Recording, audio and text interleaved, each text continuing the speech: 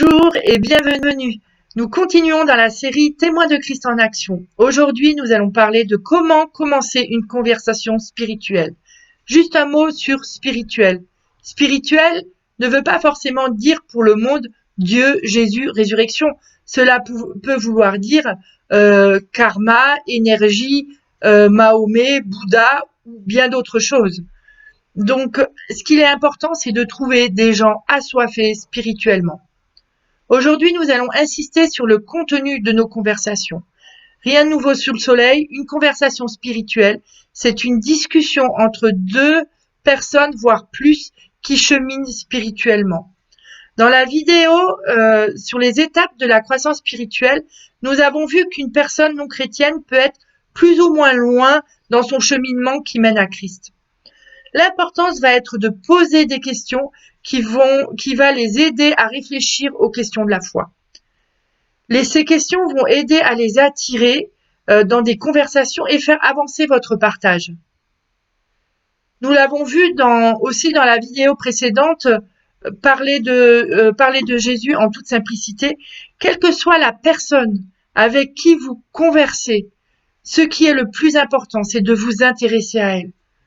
Construisons des relations de qualité, même si cela signifie de parler pendant quelques minutes de la pluie, du beau temps, de sujets qui les intéressent, de sujets qui les touchent, avant de parler de spiritualité et de Jésus.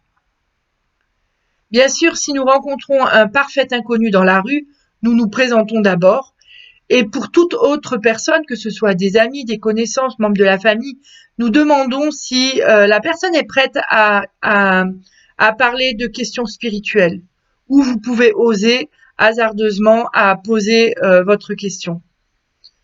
Si la personne dit oui, eh ben fonçons. Il est temps de commencer alors à partager l'évangile à l'aide de questions qui leur permettra de réfléchir par eux-mêmes.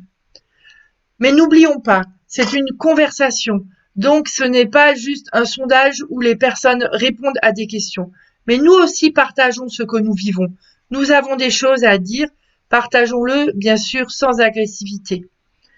Dans le partage, nous ne sommes pas dans de grandes théories, mais restons dans du témoignage, dans ce que dit la Bible et comment je l'applique dans ma vie, sans l'imposer à l'autre.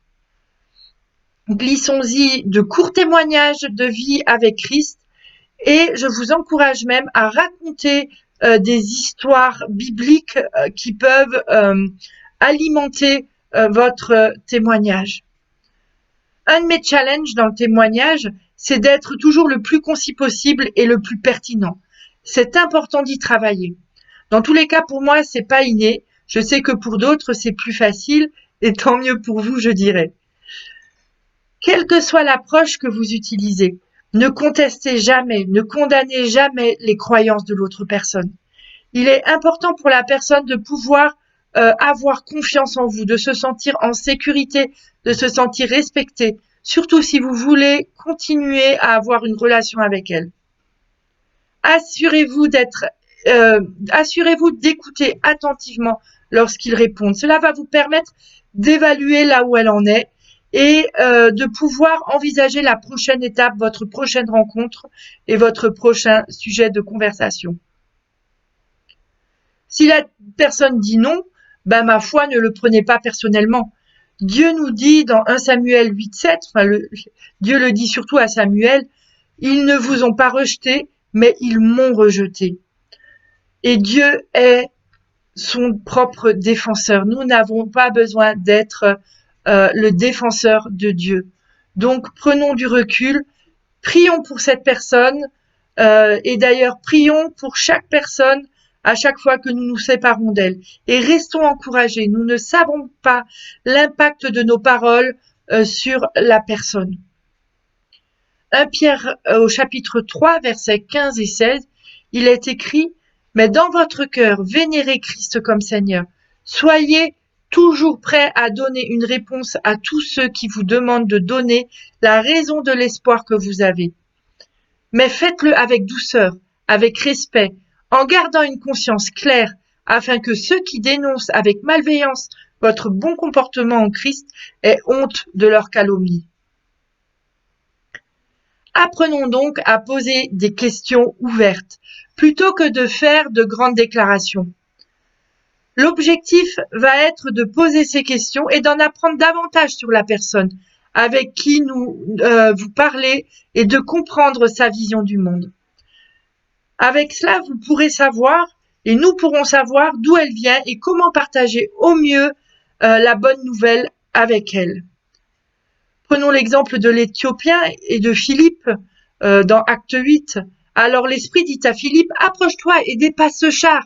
Alors Philippe a couru vers lui et l'a entendu lire le prophète Ésaïe en train de lire et a dit, comprenez-vous ce que vous lisez? Et il a dit, comment puis-je, à moins que quelqu'un ne me guide? Et il a demandé à Philippe de venir s'asseoir avec lui.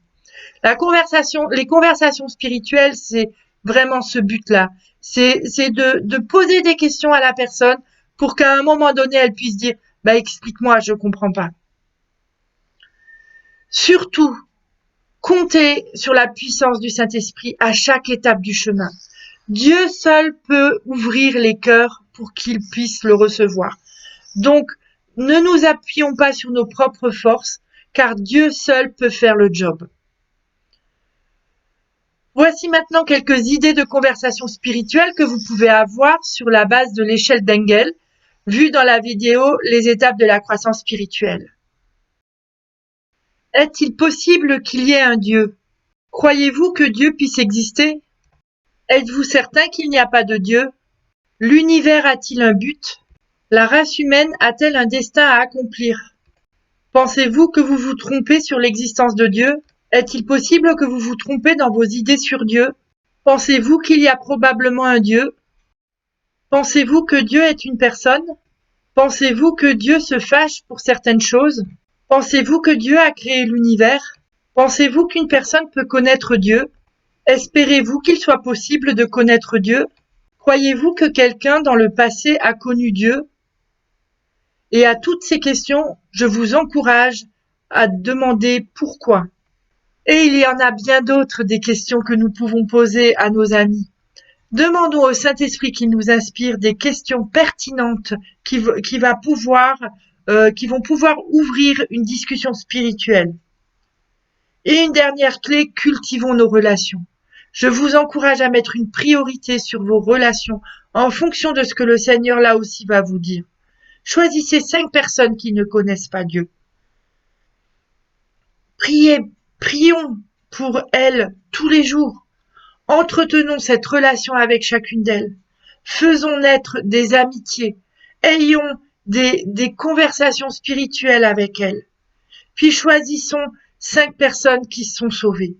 Les nouveaux chrétiens ont souvent besoin de protection, de couverture spirituelle. Prions chaque jour pour ces personnes. Remettons-les au Seigneur. Entretenons aussi ces 5 relations. Elles sont précieuses. C'est une semence mise dans la bonne terre. Alors, je nous encourage à avoir des conversations spirituelles sur des fondements bibliques et que les fondations puissent vraiment s'établir dans leur être profond.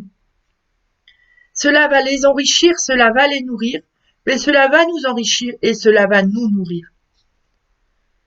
Je vous invite à prier.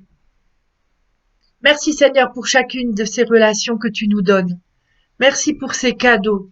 Nous voulons les bénir et les bénir et les bénir encore.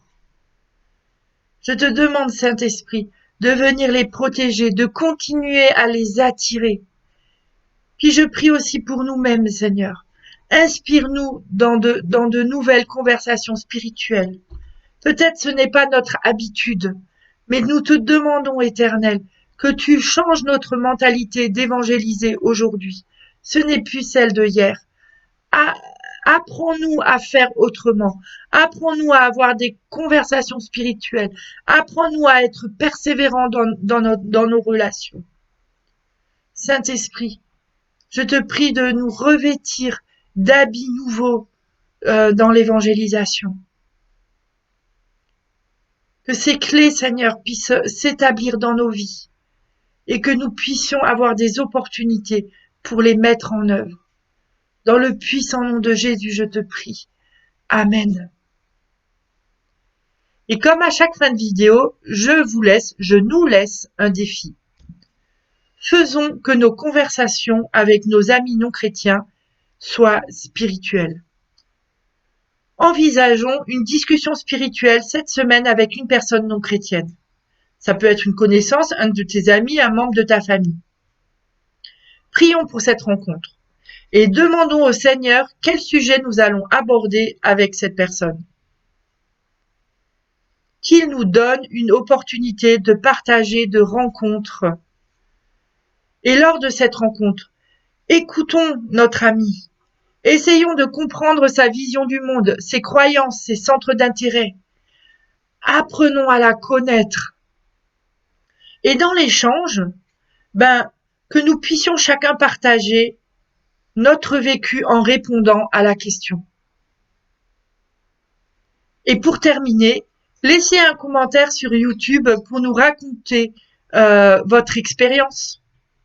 Cela sera enrichissant et cela permettra de nous booster, de mettre du feu sur le feu.